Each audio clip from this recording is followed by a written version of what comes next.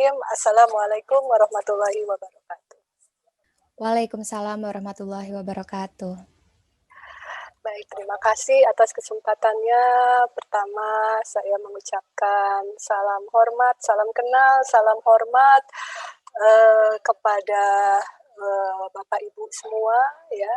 Tadi kepada Bapak Ibu yang sudah memberikan sambutan, kemudian juga sudah memberikan juga kesempatan kepada saya, ya, untuk bisa berbagi sedikit tentang adiksi yang memang dalam 3 tahun belakangan ini saya cukup menggeluti bidang ini. Tadi dibacakan ya bahwa saya termasuk yang ada di Green Crescent nih ya. Green Crescent ini LSM yang bergerak di bidang adiksi. Ya. Baik, pada kesempatan kali ini saya akan memulai. Ya. Tapi sebelum mulai, ini tadi moderatornya siapa? Mbak siapa Mbak? Laura, Bu. Mbak Laura? Ya. Ya, oke. Mbak Laura, nanti tolong diingetin saya ya, kalau sudah mau habis ya. Oke, baik, ya. Bu.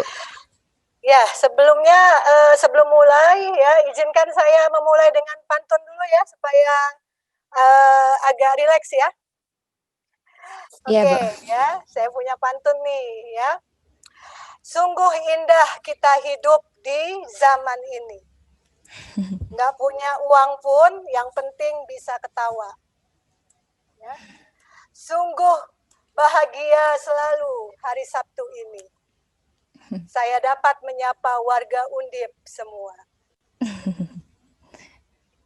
Oke, itu pantun saya ya. Silakan kalau ada yang mau membalas di grup chat ya. Wah, jagonya Bu Santi nih. Iya, Bu Ayu ya. Oke, biar jangan serius-serius, ini hari Sabtu loh ya. Ini weekend ya.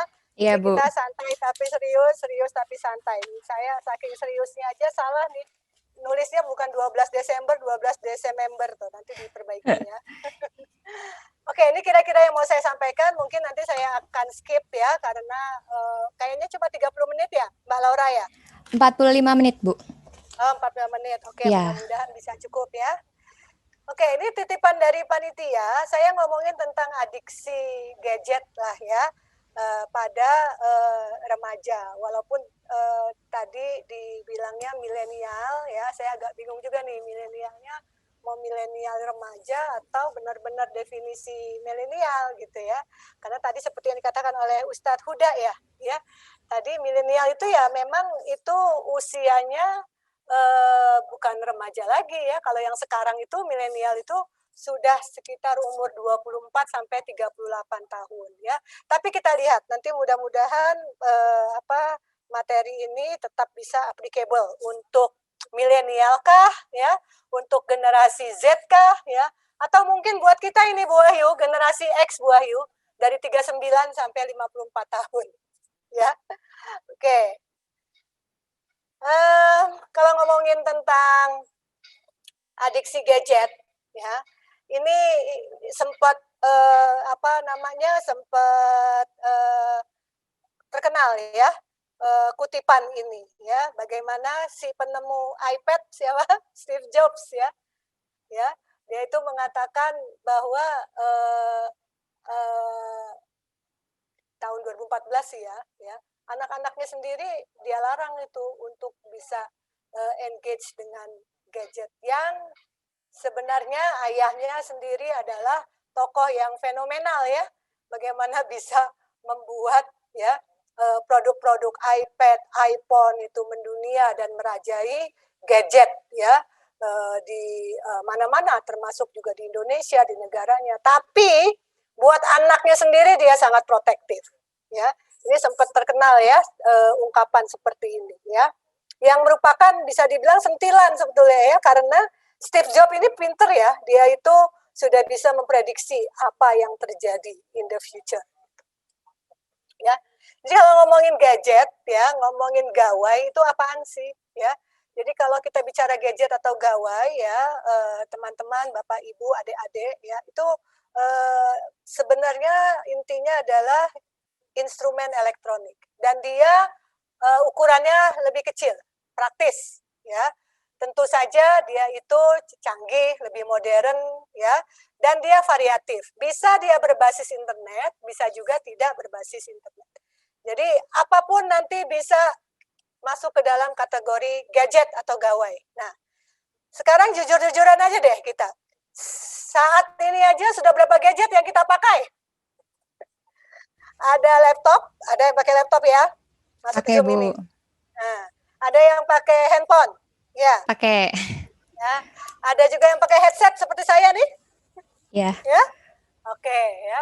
Jadi kita sendiri ya saat ini bisa dibilang sudah dikelilingi oleh gadget, bentuk-bentuk gadget ini. Ya, ada yang kemana-mana juga bawa kamera pocket ya. Ini kalau kayak saya nih ya, kalau udah kerja kadang nggak cukup satu laptop, ada desktop, ada handphone, juga bahkan teman itu penuh dengan gadget minimal 4 tuh. Ada laptopnya 2, ada desktop, tambah lagi satu handphone, kadang-kadang dia pakai juga tablet. Itu sudah ya menjadi semacam kebutuhan. So that is gadget, ya. Nah, setelah gadget ada juga smartphone. Nah, ini smartphone ini juga kita sekarang udah sehari-hari ya. Sekarang jujur-jujuran juga ya, saya tanya ya. Anda kalau seandainya pergi keluar, milih mana? Kelupaan gadget atau kelupaan dompet? Kelupaan gadget. Kelupaan gadget, Bu. Bingung, Bu, kalau lupa gadget. Nah, benar. Itu terjadi, Bu, tadi malam sama saya, Bu. Saya nganter anak saya ke dokter 1,5 jam, nggak bawa gadget. Mati gaya saya, Bu.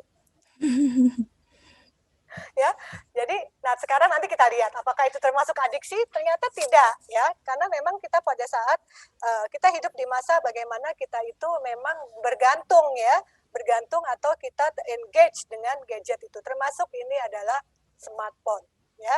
Nah, Anda lihat di sini ya untuk smartphone ini, ya, presentase dari apa namanya masyarakat. Ini saya ambil datanya survei yang memang di dunia, ya, terkait dengan penggunaan gadget ya tahun lalu 2019 tahun lalu sih ya. Jadi 91% menggunakan handphone ya, mobile phone itu ya any type, ya 91% orang itu ya. Dari handphone itu ada yang memang smartphone, ada yang handphone biasa 60% ya. Lalu engage 22% dengan laptop ya, dan tapi ini data menurut saya menjadi tidak akurat ya, karena kondisi pandemi sekarang ya, nggak bisa lagi orang cuma dengan laptop 22% ya. Jujur-jujuran lagi ya, Anda satu hari itu sama laptop itu berapa jam dalam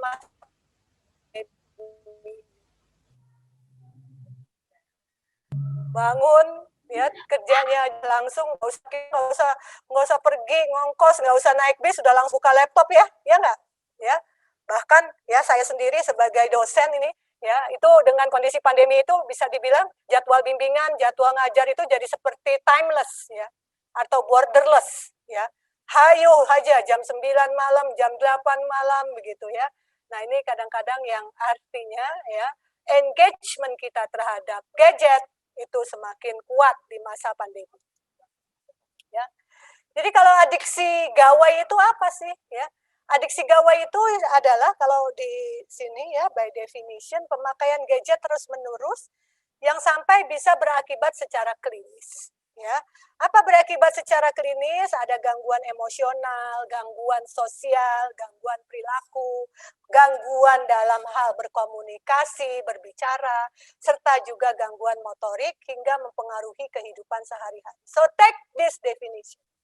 Ambil definisi ini untuk bisa menjadikan salah satu tolak ukur, minimal to ourselves ya, atau to others ya, kira-kira ini saya udah adiksi belum sih ya? Ini masuk ke arah sudah bahaya belum? Ya, nanti saya bahas lebih detail.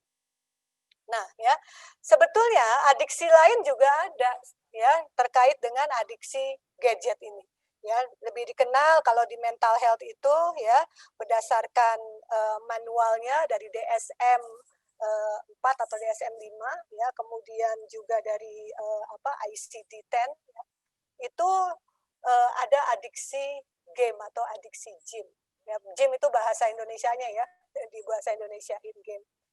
Suatu kondisi ditandai oleh penggunaan game yang kompulsif dan berlebihan sehingga menimbulkan hendaya, ya, ada suatu masalah ya dan penderitaan bagi individu yang bersangkutan. Jadi main gamenya itu alih-alih membuat senang, membuat bahagia ya, tapi justru membuat penderitaan, ada masalah. Nah, ini kira-kira manifestasi klinisnya kalau sudah terjadi adiksi, ya. Lebih detail tadi saya katakan, kalau kita sudah mengalami seperti ini, atau kita tengok kanan kiri, ya, mungkin adik kita, ya, mungkin tetangga kita, saudara kita, sudah ada mulai seperti ini, ya, mungkin ini sudah masuk ke area adiksi, ya. Ada perasaan senang ketika main game. Ya, kalau perasaan senang saja sih nggak apa-apa, tetapi ya dengan dia bermain game atau dia asik dengan gadgetnya mengabaikan aktivitas lain dan rela melakukan itu ya, memilih bermain game atau gadget dan mengabaikan aktivitas lainnya yang penting, yang wajib-wajib ya. Apa aja yang wajib-wajib? Nah, yaitu kalau anak sekolah ya sekolahnya ya, kita sebagai muslim sholatnya ya, mengajinya gitu ya. Lalu juga ada kegiatan-kegiatan lain misalnya bersama keluarga gitu ya. Itu rela ditinggalkan ya demi semata-mata melampiaskan kesenangan atau kepuasannya dengan gadget atau dengan game ya. Lalu bersedia berbohong, berani berbohong supaya bisa main game ya. Kehilangan hubungan sosial ya, sudah nggak peduli lagi ya, itu ada arisan keluarga ada tamu ada temannya ya, yang penting asik dengan game atau gadgetnya ya.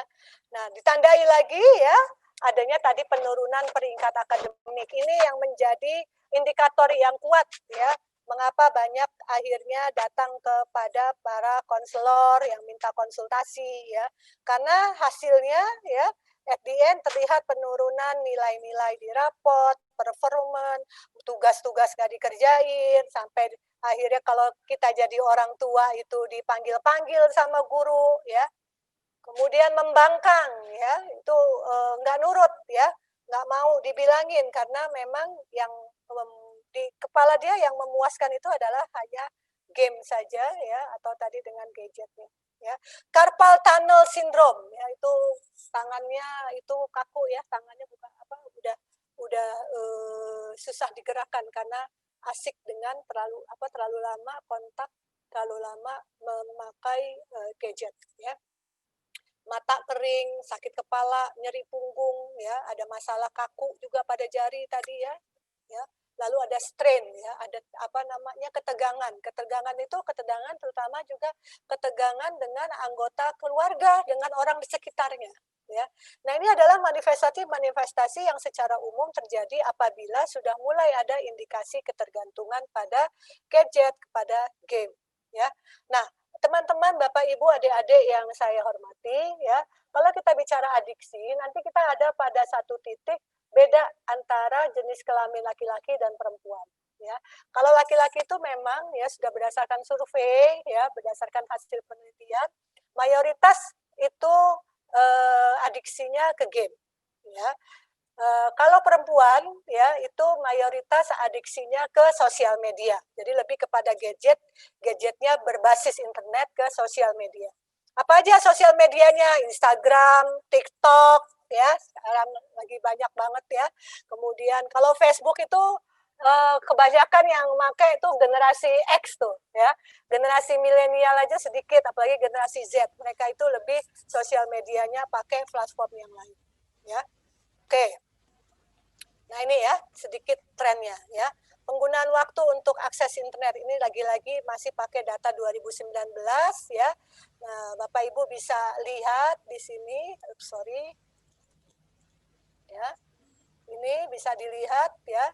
Jadi untuk setiap harinya ya menggunakan internet itu 8 jam ya, 36 menit 2019 ya. Kemudian sosial media 3 jam ya. lalu sampai mendengarkan musik 1 jam. Again, I will emphasize, ya, ini datanya bisa jadi tidak akurat karena ya kondisi pandemi membuat orang interaksinya jauh meningkat, bisa sampai berapa kali lipat ya, minimal 2 kali lipat aja mereka bisa seperti ini ya. Nah, kalau anak dan remaja ya di tahun 2019 saja ya itu bisa dilihat anak pada usia 15 sampai 19 tahun ya itu 25% ya anak-anak berumur 5 sampai 9 tahun menggunakan internet, bahkan mencapai 25%. Itu anak umur 9 tahun itu kan anak TK atau anak SD ya.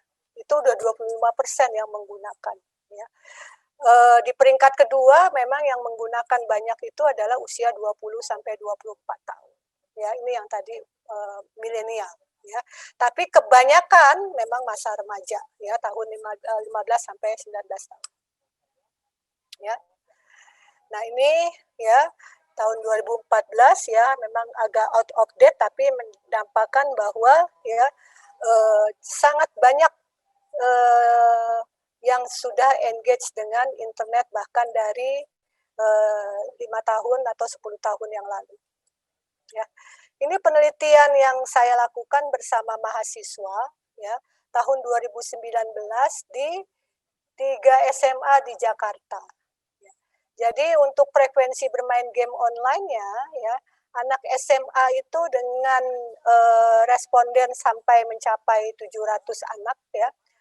Itu Bapak Ibu bisa lihat 39%-nya, hampir 40% itu main gamenya itu 6 sampai 7 hari per minggu. Jadi setiap hari itu mereka main game ya.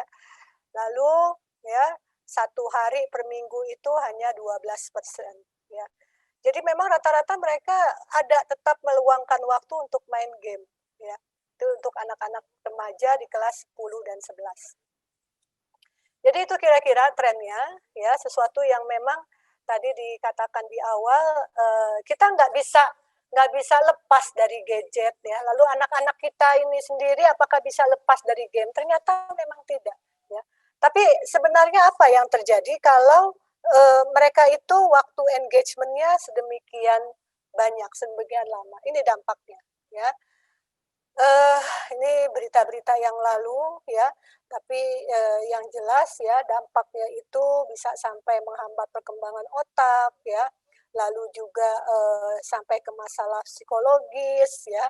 Pernah heboh ya bagaimana ada yang dirawat di rumah sakit jiwa di Jawa Barat karena ketergantungan atau karena anak-anaknya itu main game gitu ya. Ini teman-teman praktisi sudah banyak yang menerima pasien-pasien ya atau konsultasi anak yang mengalami ketergantungan game ini dari berbagai level tingkat keparahannya ya sampai bukan hanya tadi membangkang ya, ada yang sampai membohong itu karena main gamenya berbayar ya, jadi menjual barang-barang ya. Ada yang sampai marah-marah karena kalah, lempar-lempar kursi. Ada yang bahkan sampai bukan hanya ribut sama orang tuanya ya, tetapi juga sudah sampai ketegangannya itu sudah lebih parah gitu ya kepada orang tuanya ya, karena berbohong, karena dia menjual barang-barang orang tuanya ya dan sebagainya. Jadi dampak negatif yang paling utama tadi sekali lagi kalau di ranah anak-anak remaja sampai SMA ya prestasi belajar. Kalau generasi milenial ya ini sebetulnya dampak yang bisa kita lihat lebih kepada performan bekerja kalau sudah sampai adiksi ya. Walaupun terakhir saya ada diskusi dengan seorang bisa dibilang dia masih mengatakan sebagai gamer, tapi gamernya gamer yang sehat. Ya, dan dia sebagai seorang generasi milenial, dia pernah juara game tingkat internasional, dan dia mengatakan bahwa saya nggak akan berhenti main game, tetapi seiring berjalannya waktu, seiring bertambahnya usia, ya itu semakin bijak memang, ya. Semakin bijak yang artinya ya pesan singkatnya dia adalah main game boleh, tapi kewajiban yang lain kerjakan gitu. Nah, itu mungkin yang membedakan ya kalau orang sudah lepas dari masa atau lepas dari masalah adiksinya ya. Yang penting itu adalah bagaimana kegiatan-kegiatan yang lain, kewajiban-kewajiban yang lain itu bisa tetap terlaksana. Kira-kira begitu ya. Oke, ini dampak lainnya ya, ini dari hasil berbagai penelitian ya terhadap prestasi akademik ya. Lalu ya ini secara psikologis ya adiksi smartphone, adiksi game itu bisa menimbulkan kecemasan yang meningkat. Gimana nggak cemas ya? Karena orang yang main game itu semakin lama semakin dituntut untuk menang ke level berikutnya, kan gitu ya. Nanti bagaimana kalau seandainya nggak menang di adiksi ya dalam ranah apapun, mau adiksi narkoba, mau adiksi game, mau adiksi kopi ya. Itu ada yang namanya level of toleransi ya atau peningkatan ya. Artinya kalau orang main game itu awal-awalnya dia sudah excited itu satu ya. Satu level beginner ya. Tapi ya, dia endorfinnya nggak cukup untuk membuat dia excited, membuat dia senang di level 1 ya. Dia membutuhkan tantangan yang baru untuk bisa merasakan kepuasan tadi ya. Endorfinnya itu ya dipacu dipacu untuk merasakan kesenangan itu begitu dia masuk ke level 2, level 3, seterusnya seperti itu. Dan itulah ciri-ciri adiksi ya. Jadi terpuaskannya itu ya semakin lama semakin butuh jatah atau butuh butuh zatnya yang lebih banyak. Narkoba kan juga begitu ya. Awalnya dia nyoba-nyoba ya, dia udah senang ya atau dia merasa ada excitement, misalnya yang nyoba ekstasi begitu ya. Setengah tablet dia udah merasa rasanya kok kayak begini ya, euforia segala macam ya. Nah, tapi lama-kelamaan dia setengah tablet nggak cukup untuk merasakan excitement seperti itu. Bisa sampai dia butuh 1 tablet, 2 tablet. Nah, demikianlah dengan game juga.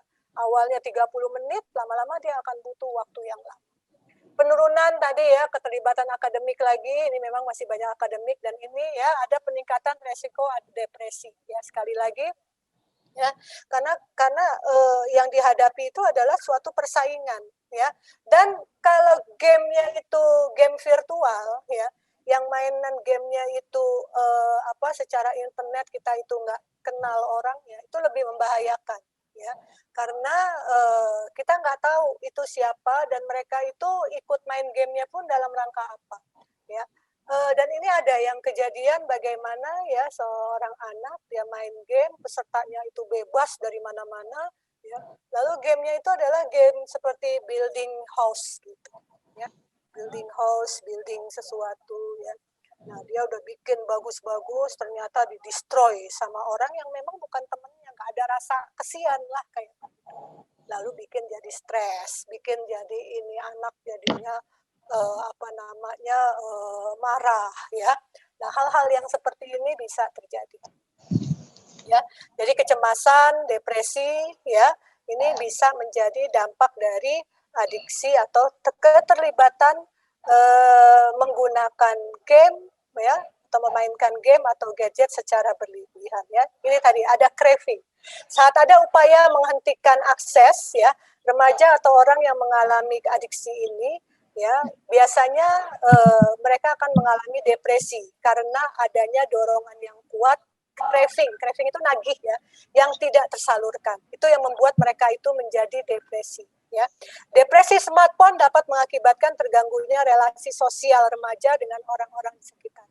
Jadi membuat mereka itu sedih, yang membuat mereka itu depresi itu karena nggak dikasih main game ya.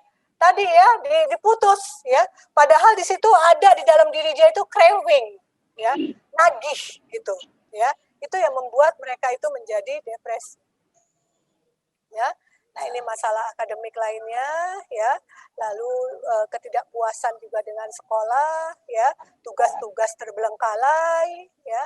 Nah, masalah sosialnya seperti ini, beban pikiran jadi berlebihan, yang dipikirin itu ya banyak bagaimana supaya bisa gamenya itu menang, dia bisa main game menang, itu beban pikiran dia, ya. Jadi terokupasi, ya, sehari-hari bisa dibilang kalau otak itu ada lingkaran, ya, 100%, ya. Orang yang mengalami adiksi game itu 70% isi pikirannya ya tentang game. Bagaimana bisa main game lagi melanjutkan, bagaimana bisa akses gitu ya, pergi kemana-mana juga yang dipikirkan adalah game, ya kira-kira seperti itu. Ya, sulit mengatur perhatian, sulit konsentrasi, cenderung agresif, ya, lalu sulit membentuk identitas diri yang positif, perilaku merusak diri, tadi sudah saya sampaikan ya, bisa sampai marah-marah kalau tidak bisa main game. Ya. Oke, mungkin ini yang paling penting ya. Apa yang bisa dilakukan? Yang pertama adalah kita pencegahan secara umum. Kalau kita statusnya sebagai orang tua, ya, kalau masih bisa kita lakukan, terutama untuk anak-anak yang masih belia, ya, itu perlu mendampingi anak-anak kita, ya.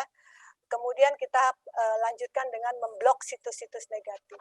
It's not easy. Sekali lagi saya katakan it's not easy, apalagi di zaman pandemi, ya. Bagaimana kita mau mendampingi, memblok, orang gurunya juga bilang suruh belajarnya pakai internet, belajarnya pakai gadget gitu ya. Insya Allah ya, tetap kita upayakan ini dilakukan ya, kita dampingin. Yang memang sangat krusial itu usianya itu adalah usia tadi ya, usia 5 tahun, usia 4 tahun itu lagi masanya imitating ya. Lalu juga usia 7 tahun, 8 tahun.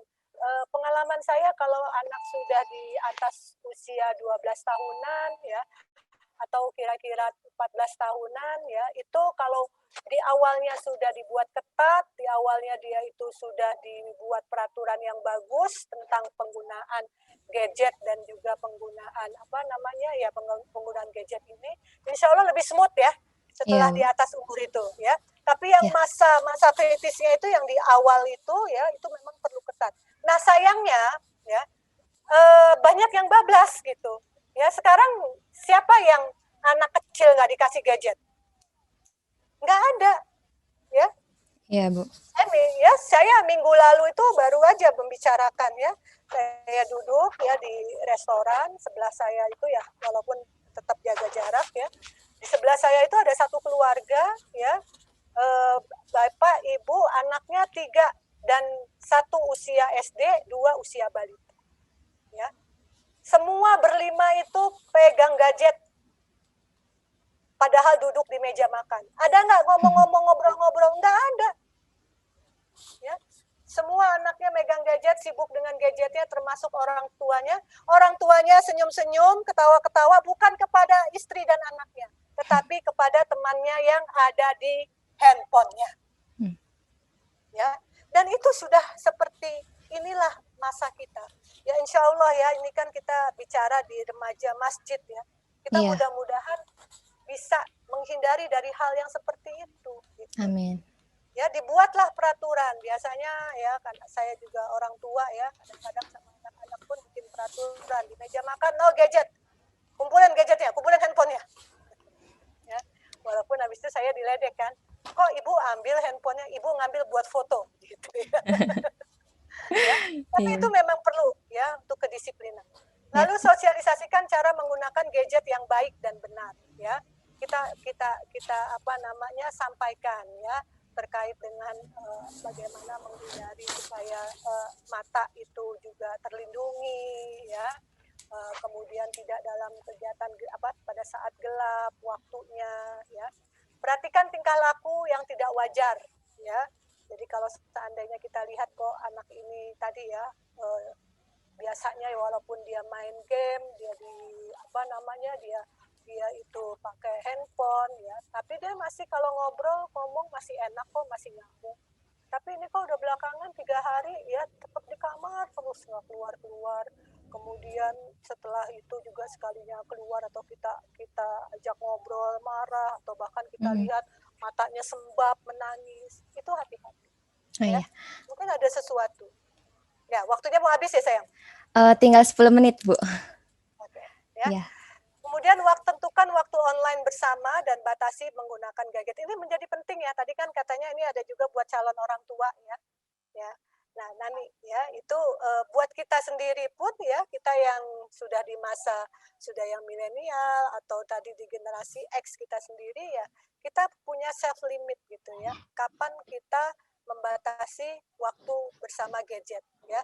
Kalau pengalaman saya pribadi, kalau kepala saya udah pusing gitu ya, itu beneran itu saya matiin gadget gitu ya, saya matikan WhatsApp kayak begitu ya, karena memang itu sudah overload gitu ya. Nah, mungkin teman-teman peserta di sini tahu sendiri masing-masing, kenali diri masing-masing. Sampai batas kapan bisa akses gadget dan tidak berlebihan dan tidak melukai ya, membuat bahaya diri sendiri. And then stop ya. Pada masa pandemi ini ya, saya sering mengatakan terutama untuk teman-teman yang misalnya dapat dapat mendapatkan takdir positif COVID ya, atau memang dia itu sedang menunggu hasil ya, itu gadget itu sumber stres banget ya, karena begitu dia membuka WhatsApp, dia membuka berita, itu isinya tentang COVID yang membuat tambah stres. Nah, kalau stresnya tinggi, bagaimana imun bisa bagus? Padahal dia itu sedang membutuhkan imun yang tinggi dalam rangka recovery, dalam rangka pencegahan. Ya, saya sering katakan kalau kayak gitu udah keluar aja dari grup, matikan handphone, and then you will be more happy. Ya, nah ini menjadi penting juga ya. Mungkin pesan dari saya adalah dengan seminar ini ya, kita kenali diri kita, kenali orang terdekat kita ya, batas-batas mana pada saat gadget itu sudah mulai mengganggu, dan saat itulah kita stop ya. Jangan khawatir ya, stopnya itu don't be overthinking ya, artinya aduh kalau saya matiin handphone nih bagaimana nanti bos saya, nanti bagaimana teman-teman saya. Kalau sudah sakit, siapa yang merasakan? Ya kan, kalau sudah kita tadi ya, sampai carpal syndrome, sampai migrain, itu yang merasakan siapa? Bukan bos kita kan ya, kita yang merasakan. Kita tinggal masalah mengatur waktu. Begitu kita sudah sudah mendingan, kita bisa kita bisa jalin komunikasi lagi ya.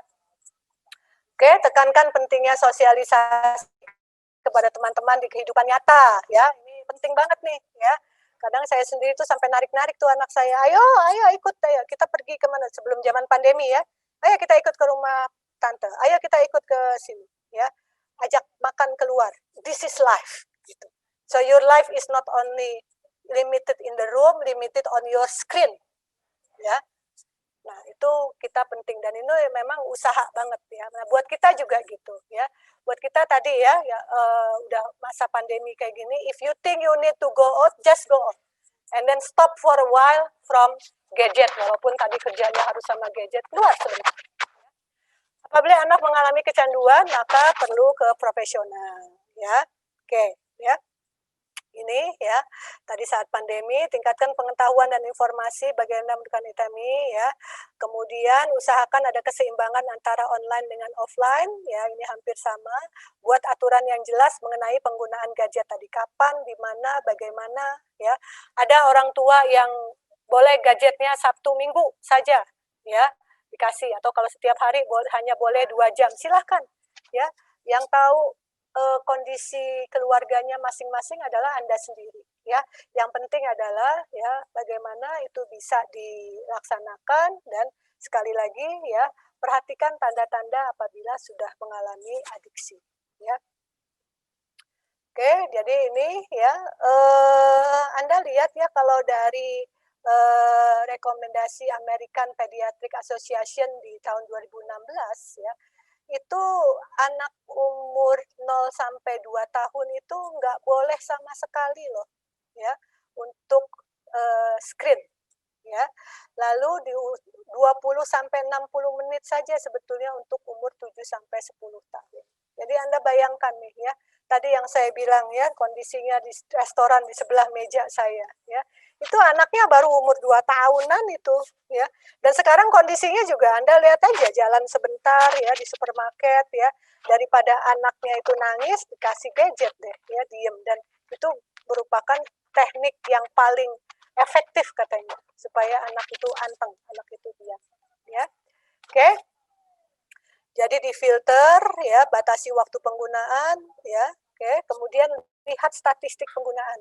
Ini anak-anak sekarang udah pada tahu nih ya. Saya pernah juga, oh ibu udah make udah bukan make ya sosial media. Oh, ibu udah masuk udah ngelihat Instagram berapa jam hari ini. Itu udah ada tuh ya statistiknya. Ya, agak malu-malu tapi ya akhirnya itu bisa membuat kita mengontrol juga. Nah, itu boleh diaplikasikan atau diaktifkan ya untuk melihat statistik penggunaan. Silahkan bisa juga kalau yang punya tadi anak ya atau tadi ya siapa dari diri kita orang terdekat ya untuk mengetahui udah berapa lamanya kita engage dengan smartphone, dengan sosial media atau dengan game sekalipun ya. Nah, ini masih ada tipsnya ya. Install perangkat lunak terbaru, antivirus diaktifkan privacy setting ya. Lalu aktifkan juga parental control ya. Lalu tadi ya ini hampir sama ya, ada pengulangan aktivitas fisik ya. Nah, ini kalau udah asik kayak gitu susah banget ya. Saya juga bisa dibilang tantangan banget untuk bisa narik anak-anak ini supaya bisa mau olahraga ya, tetap mau punya aktivitas fisik, tapi ya memang harus ya, karena kondisinya ya tadi ya dengan dia itu duduk terus ya dengan game, dengan gadget ya itu fisik itu sangat terbatas sekali. Yang paling banyak bergerak apa? Cuma mata, paling tangan, tapi dari tangan ada sampai carpal syndrome ya. Yang lainnya kan nggak bergerak. Makanya banyak ya salah fisik yang lainnya ya itu obesitas ya, kegemukan. Kenapa? Karena enak sambil main game ya, kemudian makannya makan itu keripik, makan kacang ya, minumnya Coca-Cola gitu ya. Nah itu yang membuat sebetulnya jadi double nggak sehatnya. Lalu ingatkan anak-anak menonton televisi dan menggunakan aktivitas online itu adalah opsi ya, yang lainnya itu banyak ya. Ini nih tugas kita memang yang bagian nomor 3 ini. Ada kegiatan lain ya, menari lah, dancing lah, mau karaoke, menyanyi, itu that are some activity ya, mau mengaji, menghafal ya. Jadi di kepala mereka itu gaming is not the main thing ya, tapi ada kegiatan yang lain. Jelaskan mengapa ada batasan waktu melihat layar karena paparan paparan ke mata itu membahayakan ya. Bukan 1 2 ya, saya mengatakan 3 4 5 atau lebih ya. Ada anak-anak yang akhirnya itu menjadi pakai kacamata ya, atau dia pakai kacamata akhirnya minusnya nambah terus gitu ya. Dan ternyata begitu ngobrol-ngobrol ya dia paparan ke screen-nya memang sangat intens ya. Ajarkan anak-anak tentang penipuan cyber, ini perlu perlu diajak ngobrol ya, karena tadi ya kita nggak tahu yang predator yang memang penjahat itu ya, sementara anak-anak kita dengan polosnya menerima pertemanan, mengklik email ya. Nah, yang seperti ini perlu kita ajak ngobrol anak-anak kita ya atau orang sekitar kita. Pertahankan juga rutinitas tidur ya, kemudian pola makan yang sehat ya. Ini merupakan tips supaya ya ketergantungan gawai ini bisa kita hindari. Lalu kapan tata laksana diberikan? Ya, ini ya. Kalau sudah bermain gamenya itu sulit dikontrol ya. Kita bisa menjawab pertanyaan-pertanyaan ini yang artinya berarti ini sepertinya sudah harus ke profesional tadi ya. Apakah anak mematikan gamenya saat diminta ya? Ternyata kalau habis diminta nggak matiin game ya, lanjut. Apakah anak terlihat obsesif dengan video gamenya atau dengan main gamenya? Apakah ia bermain berlebihan dan Anda merasa sulit menguranginya? Apakah anak akan bermain video game non-stop jika Anda membiarkannya? Apakah Anda menemukan bahwa manajemen gaming itu sangat sulit dilakukan di rumah? Ya. Lalu kriteria yang kedua ya, menimbulkan konflik. Ya, jadi ribut, jadi berantem ya. Berantemnya bahkan sampai memuncak ya. Kemudian ketika anak menjadi kecanduan gaming ini, ya Anda bisa lihat ya, seperti dengan nafza dan alkohol, ya mereka itu sebetulnya pelarian dari masalah yang sebenarnya itu tersembunyi. Nah ini yang perlu kita tahu, sebetulnya masalah apa yang ada sehingga pelariannya dia itu ke game. Dia merasa lebih tenang, dia merasa lebih nyaman ya dengan bermain game ketimbang menghadapi masalahnya sendiri. Ya, ada istilahnya digital detox ya, teman-teman, adik-adik ya, saat gejala adiksi muncul ya, detox ya, kita stop ya. Tanda-tandanya apa ya? Tanda-tandanya ini tadi ya, kita sudah butuh detox itu kalau berpikir terus-menerus tentang gadget, menggunakannya itu lebih lama, kemudian berusaha untuk mengurangi tetapi gagal terus, membutuhkan waktu yang lama untuk supaya bisa puas bermain game, menggunakan internet mengalihkan rasa sedih, merasa sedih kalau seandainya tidak bermain, ya, kemudian memiliki masalah di sekolah, ya, dan dia itu masalahnya itu karena penggunaan. Nah, kalau sudah ada muncul di sini ya, sebagian besar dialami sudah harus yang namanya detox atau digital detox. Kita stop ya. Nah, ya. Bagaimana digital detox itu? Hapus semua aplikasi media sosial di gadget ya. Hilangkan notifikasi media sosial, itu membantu banget loh saudara-saudara ya. Saya juga sudah menghilangkan itu notifikasi di handphone yang WhatsApp lah, yang sosial media. That is helpful. Kita jadi hidupnya itu lebih manusiawi gitu ya. Mematikan gadget secara berkala, misalnya saat di kantor, dalam perjalanan, saat di rumah ya. Ada waktu-waktu yang kita memang harus mematikan gadget. Lalu menaruh gadget di ruangan lain dan lemari yang sulit dijangkau. Ini dilakukan oleh para expert yang memang dia bangun tidur itu nggak mau sama handphone, jadi ditaruhlah di dalam lemari, and that is helpful. Kalau menurut Anda itu helpful ya, itu salah satu digital detox yang bisa dilakukan. Lalu beraktivitas di luar tanpa menggunakan gadget, ya. Oke, ya. Lalu ada juga digital detox yang sifatnya pembatasan waktu, ya. Misalnya tidak mengakses media sosial sama sekali selama 1 minggu, 1 bulan, 3 bulan. Ini pernah saya lakukan juga baru-baru ini, ya. Bahkan saya keluar dari beberapa grup ya, karena overwhelmed ya, kemudian setelah selesai saya balik lagi ya. Tidak mengakses medsos saat di sekolah, tempat kerja, ya, 1 jam sebelum tidur mematikan gadget, tidak menggunakan gadget di meja makan. Ini salah satu bentuk digital detox ya, pembatasan waktu yang bisa membantu kita mengurangi, atau kalau memang sudah merasa saya kayaknya udah ada deh di arah-arah adiksi, Anda bisa lakukan seperti ini ya. Oke, ada juga digital detox-nya menghilangkan distraksi, ya. Jadi menghilangkan distraksi itu yang tadi ya, ada aplikasi media-media sosial yang sebetulnya nggak perlu, ya, membuat Anda nggak fokus, pekerjaan jadinya lama, ya. Silahkan Anda hapus, ya. Lalu menghilangkan notifikasi media sosial, mematikan gadget secara berkala, hampir sama, ya. Artinya tuh supaya kita tetap fokus untuk menghilangkan distraksi dari gadget kita, ya. Jadi, ya. Ini juga kesimpulannya dari teknik digital detox ya, ada yang sifatnya sangat cepat ya, kemudian ada yang secara spesifik ya. Jadi kalau digital fast itu tentukan limit waktu tidak menyentuh media sosial sama sekali. Misalnya ada 1 minggu 7 hari, Anda tentukan ya, setiap hari apa Anda nggak ke sosial media sama sekali, dan patuhi itu. Dan itu akan membantu sekali kita tadi, bukan kita menjadi sebagai manusia ya, bukan sebagai robot ya, atau bukan sebagai orang yang tanda kutip menjadi budak dari gadget, dari sosial media. No, ya. Tadi dikatakan ini buat generasi kita, generasi muslim, dan kita juga gitu ya. Mudah-mudahan generasi muslim kita bukan menjadi budak teknologi yang akhirnya ya alih-alih menjadi bermanfaat malah menjadi merusak ya. Lalu recurrent digital abstinence, pilih 1 hari dalam seminggu bebas media sosial ya. Kemudian apabila ada aplikasi media sosial yang benar-benar membuat kita stres, menghabiskan waktu juga, tutup aplikasi tersebut, berani tutup, dan kita kembali kepada kehidupan. Kita bisa ngobrol sama orang rumah, kita bisa kalau perlu kita mungkin kembali ke zaman dulu pakai telepon begitu ya. Ya, dan ini adalah cara-cara untuk mendetoks tadi apabila sudah muncul ke arah adiksi. Jadi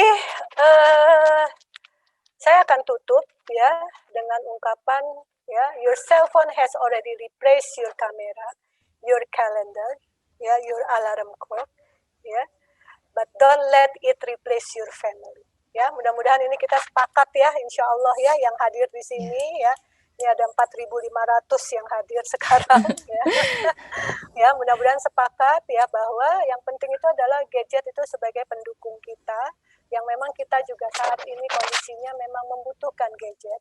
Tapi bukan berarti gadget itu menjadi kita hidupnya itu terbelenggu. Kita menjadi budak ya, yang akhirnya kewajiban-kewajiban utama kita, hal-hal yang sebetulnya kita itu diciptakan sama Allah sebagai rahmatan lil alamin ya, akhirnya terganggu ya, akhirnya tidak terlaksana karena kita begitu terokupasi dengan gadget yang akhirnya itu ya kita menjadi manusia yang ya tadi ya, manusia yang akhirnya menurun derajatnya ya. Nauzubillah min dzalik. Mudah-mudahan yang saya sampaikan bermanfaat ya. Kalau ada yang tidak berkenan, saya mohon maaf. Assalamualaikum warahmatullahi wabarakatuh. Waalaikumsalam.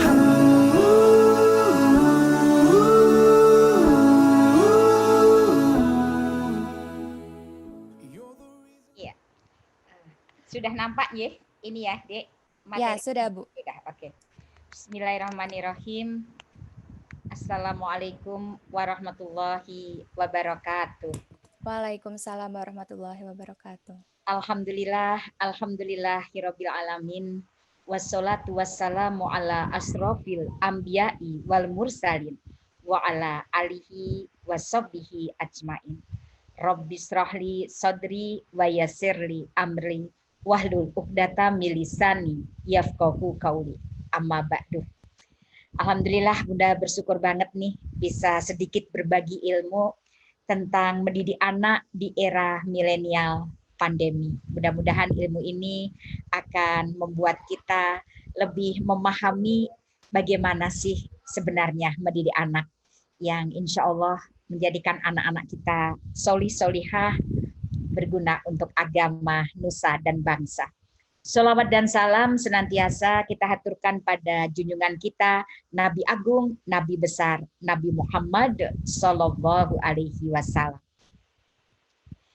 Anak itu titipan anugerah, fitrah.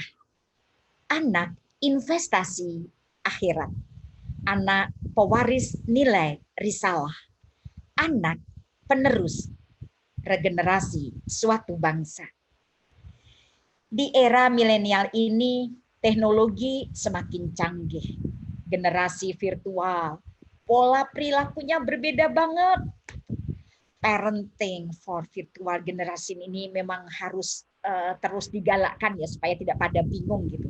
Nah, seringkali para orang tua itu pemahamannya keliru gitu.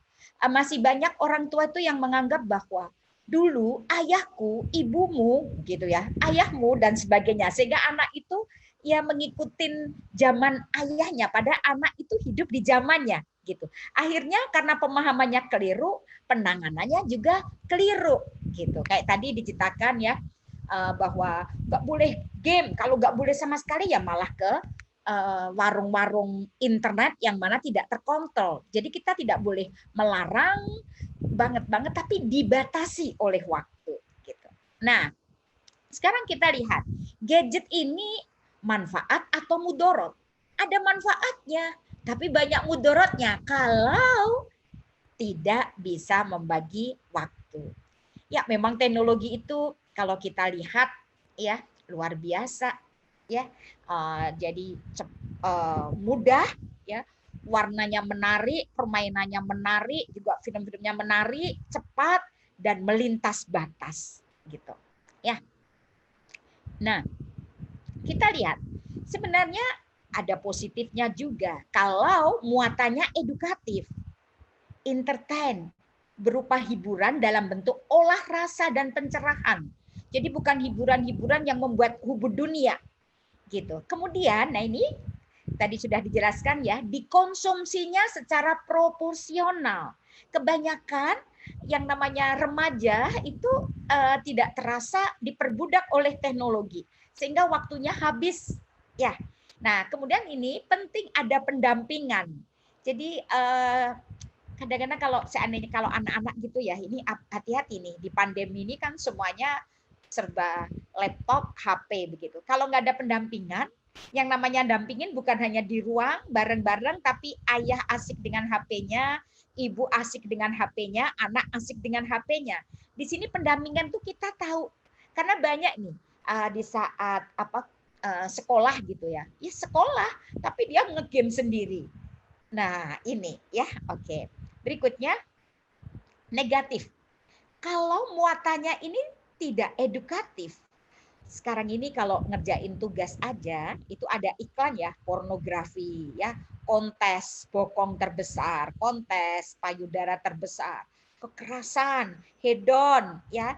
Kemudian hiburan-hiburan yang mengungkapkan pelecehan, kata-kata kasar dan mengkonsumsinya tidak proporsional. Lebih dari 2 jam secara terus-menerus.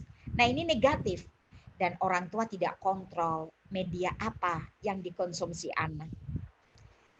Nah kita lihat, bayi aja dicekelin HP gitu. Kakek-kakek juga. Nah sekarang ini kita nggak terasa. Jadi masing-masing asik dengan dunia teknologinya gitu ya, dunia laptop dan HP-nya. Tidak ada yang namanya kebersamaan saling curhat. Bareng sih, makan bareng gitu ya. Cuman ya asik dengan HP-nya sendiri-sendiri. Nah, Ibu, mudah-mudahan ada bapaknya juga ya, bahwa mendidik anak itu ibadah. Ya. Jadi di pandemi ini kita harus ikhlas ya, memang ini. Jangan terus, aduh, gara-gara pandemi nih loh. Jadi sekarang anak saya, enggak. Ini namanya kita enggak ikhlas. Ya udah, kita lapang dada. Inilah sekarang yang kita hadapi. Belajar di era milenial, pandemi, yang mana anak-anak selalu dengan HP dan gadgetnya. Nah, dibutuhkan kelapangan dada. Hidup adalah rangkaian dari masalah. Bukan lari dari masalah. Bukan berkeluh kesah, apalagi putus asa. Tapi intinya adalah HHN. Hadapi, hayati, dan nikmati masalah itu. Ayo bareng-bareng. Kita harus saling bersinergis untuk membangun keluarga yang tangguh. Gitu ya. Tidak diperbudak oleh teknologi. Nah, yang pertama tetap harus syukur dan sabar. Ini seperti sayap, ya, sayap burung. Sebelah kanan adalah syukur, sebelah kiri adalah sabar. Jika patah salah satunya, maka jatuhlah kita. Ini Buya Hamka. Nah, bekali anak-anak belajar kehidupan di rumah. Jadi jangan asik, Bun, tugasku banyak. Tapi tetap, ya dia nyapu, ya dia bersih-bersih. Jangan cuma asisten rumah tangga. Minim kamarnya itu dia yang bersihkan. Gitu.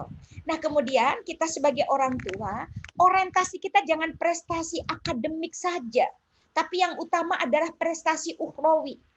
Bagaimana ibadah anak-anak kita, akhlak mulia, sopan santun, peduli, empati, suka menolong.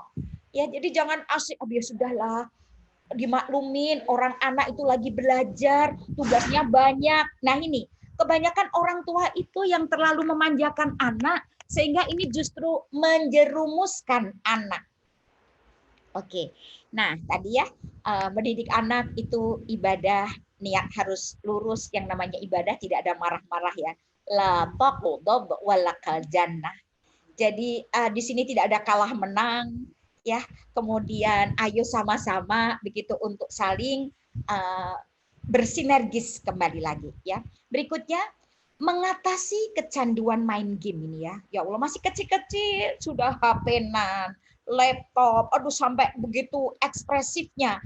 Ini ya, sebentar. Makan saja tidak, lapar enggak, apalagi ngerjain tugas. Jadi ini kalau tidak ada kontrol pendampingan orang tua, anak semakin jadi maniak game gitu ya. Ibadah juga lupa, minum juga lupa, udah asik begitu. Ya Allah, nah ini solusinya apa? Ajak anak kita bermain gitu ya. Bermain yang melibatkan orang lain, nggak ada HP, nggak ada laptop gitu. Ya, kemudian jadi aktivitas permainan ini permainan yang menyenangkan, melibatkan teman, memberi kebebasan memilih, bukan kegiatan yang tekanan-tekanan, melibatkan aktivitas pura-pura, seandainya kayak ayo umpetan apa dan sebagainya, begitu ya, drama-drama dan sebagainya, boleh menggunakan daya fantasi. Nah, kita lihat bahwa bermain itu sangat penting untuk perkembangan fisik, emosi, intelektual, kreativitas, dan kompetensi sosial anak. Tapi kalau laptop, HP, waduh, bisa radiasi. Matanya itu ada nih, anak kecil suka HP begitu ya, gadget, akhirnya usia 7 tahun pakai kacamata Men 5, tebal sekali. Nah, ini radiasinya tuh kuat sekali. Makanya ajak anak bermain dengan ceria di lapangan, berlari-lari, kemudian ini latih anak untuk peka, menyapu, ngepel, menyiram bunga, menata mainan, ikut membantu ngelempitin gitu ya. Jadi supaya anak itu peduli gitu. Ada tanggung jawab untuk melakukan pekerjaan rumah. Dan ini dimulai dari hal-hal yang terkait dengan dirinya. Misalnya kamarnya ya dibersihin, dipasang spray dan sebagainya. Oke? Nah, kemudian sentuhan pembelajaran ini coba kita harus ngerti perasaan anak. Akal anak supaya diberi ketajaman dalam membedakan mana yang benar, mana yang salah. Dan tentu saja iman dan kolbu. Jadi bagaimana anak itu bisa sedini mungkin mengerti ya bahwa halal dan haram gitu ya, karena makanan yang dimakan dalam keluarga, anggota keluarga, kalau cara mendapatkannya haram atau jenisnya haram, itu akan menghasilkan energi yang negatif sehingga anak susah diatur. Jadi ini penting sekali. Ya, bimbing anak agar senang bersemangat dalam kebaikan. Beri rasa kebaikan, bukan ketakutan atau ancaman. Oke. Nah, ini dibutuhkan latihan, ya. Latihan diulang sehingga menjadi habitnya. Begitu. Kita lihat ya 30 hari kita belajar, mengulang begitu ya, terus ya. Dan para orang tua membentuk habit yang baik itu memang susah. Namun hidup kita akan dimudahkan dari jalan yang tidak terduga-duga. Membentuk habit yang buruk memang mudah, namun hidup kita akan dipersulit. Oke. Nah, ayo para orang tua semangat bahwa ucapan orang tua adalah doa. Jangan terpancing dengan kemarahan, dengan emosi. Ya, Bunda ingat yang sangat terkesan itu adalah ketika ibunya Sudes, ya, kisah ibunya Sudes. Sudes dulu waktu kecil itu nakal sekali. Dan ketika ibunya Sudes dipesan oleh suaminya untuk memasak agak banyak karena setelah duhur mau ada tamu gitu ya, sahabatnya orang tuanya. Akhirnya ibunya Sudes itu memasak yang beraneka ragam dan masakan itu disajikan di karpet. Baru saja disajikan, ibunya Sudes itu ke belakang. Dan ketika ke belakang, Sudes kecil masuk. Assalamualaikum. Oh, banyak makanan. Langsung dia ambil pasir di kantongnya. Dan makanan yang baru disajikan ibunya ditawurin pasir. Sang ibu ketika melihat anaknya, betapa, ya Allah, udah barusan selesai capek, nangis gitu ya. Tapi ibunya Sudes ini solihah luar biasa. Yang terucap dari ibunya Sudes bukan marah, bukan caci maki, tapi dengan suara yang paling dalam. Ibunya Sudes berkata sambil menangis, Sudes, anakku yang solih, jadilah kamu imam Masjidil Haram. Ucapan ibunya Sudes diaminin oleh banyak malaikat dan dihijabai oleh Allah. Sudes yang tadinya nakal tumbuh menjadi anak yang soleh, hafid Al-Quran, dan menjadi imam di Masjidil Haram. Nah, ini kisah nyata. Mari sama-sama kita benahin ya. Yuk, anak adalah amanah. Ya, silakan moderator dibuka tanya jawab. Monggo.